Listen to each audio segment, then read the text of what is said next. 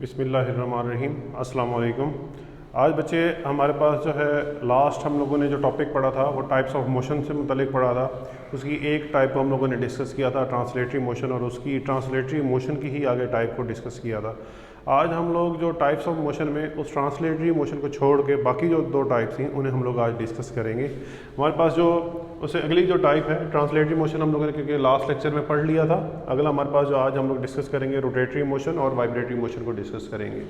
Rotatory motion कोई ऐसी motion जिसमें ऑब्जेक्ट अपने एक्सिस के बाहर घूमता है, अपने आप को खुद ही रोटेट करता है, अपने एक्सिस के बाहर रोटेट होता है। ऐसी मोशन को हम लोग जो कहते हैं वो रोटेटरी मोशन कहते हैं। जिस तरह हमारे पास एक लट्टू देखा जाए, अगर लट्टू देखें तो वो कहाँ घूमता है, अपने उसके अगर एक्सिस है एक्सिस के बाहर रोटेट करता है, तो ऐसी मोशन को हम लोग रोटेटरी मोशन कहते हैं। फिर सिमिलरली हम लोग ये देखते हैं हमारे पास एक स्टीयरिंग में भी हम लोग ये देखते हैं कि उसके एक्सिस के बाहर वो रोटेट करता है, उसकी जो मोशन है वो रोटेटरी मोशन कहलाती है।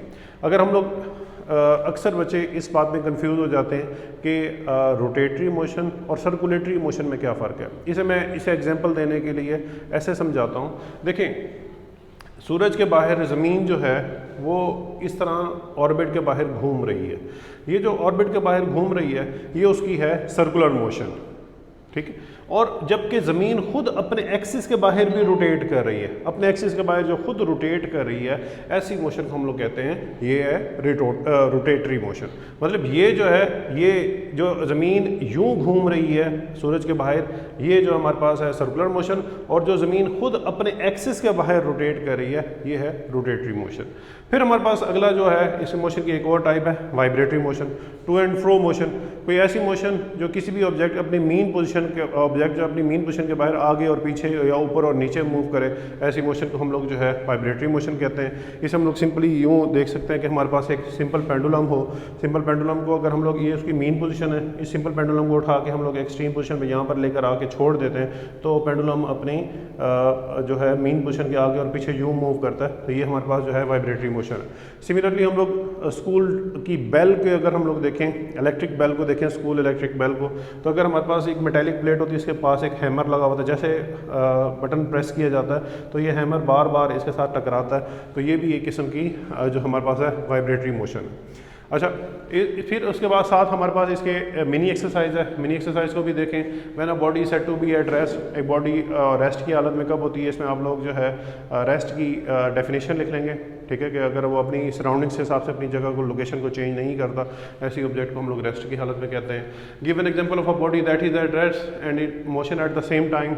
मैंने कल भी लास्ट लेक्चर में भी अपने एक बताया था आप लोगों को कि अगर हम लोग देखते हैं जो है पैसेंजर जो है गाड़ी के अंदर या बस के अंदर बैठा होता है, तो अगर वो अपनी पोजीशन चेंज नहीं कर रहा, ठीक है, अपनी पोजीशन चेंज नहीं कर रहा, तो वो ऑब्जर्वर जो कि बस के अंदर या गाड़ी के अंदर मौजूद है उसके हिसाब से वो पैसेंजर जो है वो रेस्ट की हालत में है। लेकिन अगर वही ऑब्जर्वर जो है वो बाहर जाके खड़ा हो जाता है तो उसके पॉइंट ऑफ व्यू से बस भी मूव कर रही है और उसके अंदर जो बैठे हुए पैसेंजर्स हैं, या अगर गाड़ी है तो गाड़ी भी मूव कर रही है और वो जो पैसेंजर्स हैं वो भी मूव कर रहे हैं, तो ये उसके अंदर आप लोग ये लिख देंगे। फिर मोशन इसकी हमने जो है टाइप्स को मेंशन करना है, इसमें कौन कौन सी टाइप्स जो हैं मोशन की वो एग्जीक्यूट हो रही हैं। पहला देखें, बॉल मूविंग वर्टिकली अपवर्ड, एक बॉल को ऊपर की तरफ फेंका जाता है, इसमें कौन सी है, ये बिल्कुल स्ट्रेट लाइन मोशन है, तो इसे हम लोग लीनियर मोशन कह सकते हैं, ये ट्रांसलेटरी मोशन की एक टाइप है। फिर हम लोग ये देखते हैं चाइल्ड मूविंग डाउन अ स्लाइड, एक बच्चा जो है वो स्लाइड लेता हुआ नीचे आ रहा है, तो ये भी एक लीनियर मोशन है, ट्रांसलेटरी मोशन की एक टाइप है।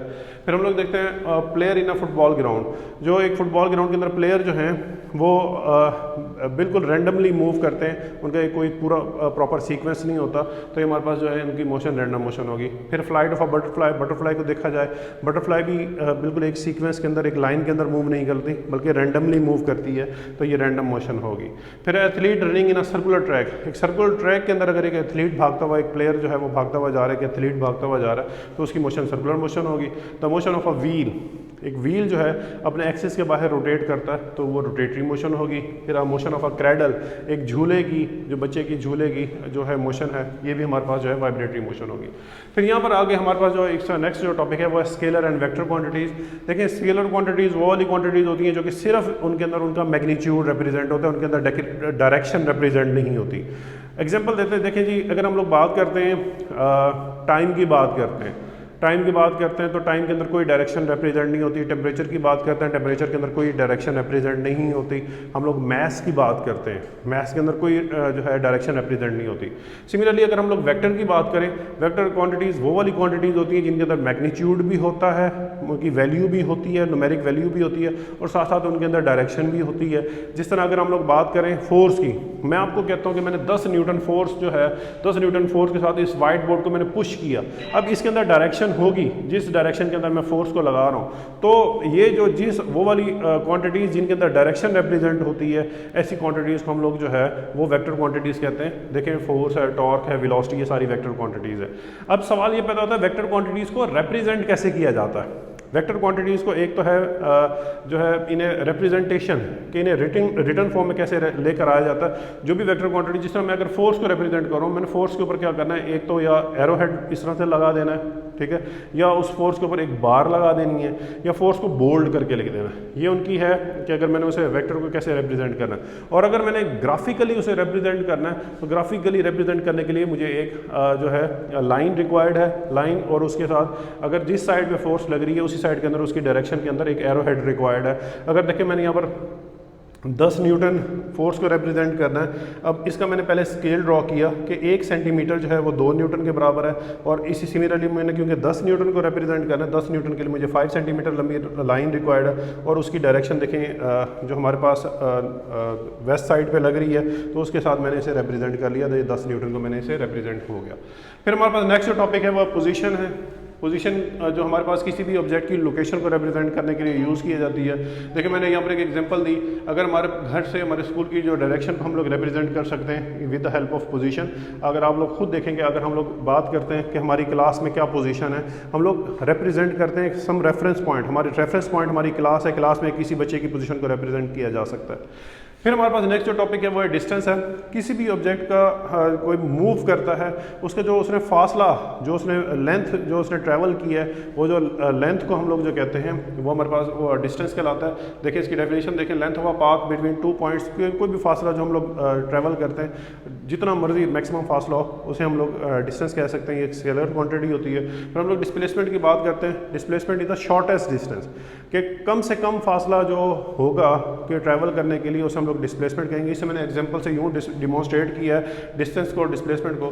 देखिए एक गाड़ी जो है वो पॉइंट ए से ट्रैवल करती जाती है और यूँ ट्रैवल करती करती यहाँ तक पहुँच जाती है। ये जो उसने फासला ट्रैवल की है, ये जो उसने यहाँ से ए से ट्रैवल करते हुए बेशक पे यहाँ तक पहुँची है, ये जो उसने फासला ट्रैवल किया है, एक एग्जाम्पल दे रहा हूँ, ये उसने 100 किलोमीटर का डिस्टेंस ट्रैवल किया है। ये उसका डिस्टेंस है जो उसने टोटल फासला तय किया है। और इसकी डिस्प्लेसमेंट क्या होगी, शॉर्टेस्ट डिस्टेंस। अगर ए से लेके यहाँ तक बी तक पहुँचते हुए उसे कम से कम जो फासला चाहिए, बिलफर्ज अगर उसने फासला टोटल डिस्टेंस जो ट्रैवल किया था वो 100 किलोमीटर था, और ये वाला जो फासला है ये 50 किलोमीटर है, तो ये 50 किलोमीटर उसकी डिस्प्लेसमेंट कहलाएगी।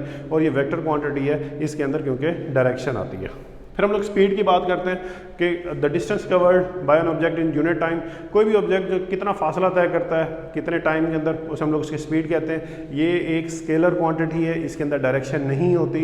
अगर हम लोग यूँ कहें कि एक बंदे ने सुबह के टाइम वॉक की 5 किलोमीटर, तो ये स्पीड कहलाएगी। 5 किलोमीटर डिस्टेंस ट्रैवल किया आधे घंटे के अंदर, ये उसकी कहलाएगी स्पीड। अगर एक बंदे को ये कहा जाए कि उसने 5 किलोमीटर का डिस्टेंस ट्रैवल किया आधे घंटे के अंदर toward north, toward east, toward west, toward south, जब उसके अंदर डायरेक्शन आ जाएगी तब हम लोग कहलाएंगे कि वो बन जाएगी वेलोसिटी।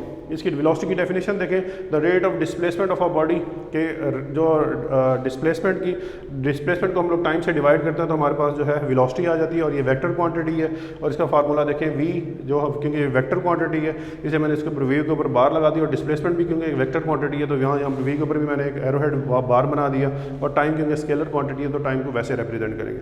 मुझे उम्मीद है कि आपको सारी बातें, सारी चीज़ें क्लियर हो गई होंगी। इसे आपने रिटर्न फॉर्म में भी लेकर आना है और इसे याद भी करना है। अपना भी और अपने पेरेंट्स का भी ख्याल रखिएगा। अल्लाह हाफ़िज़।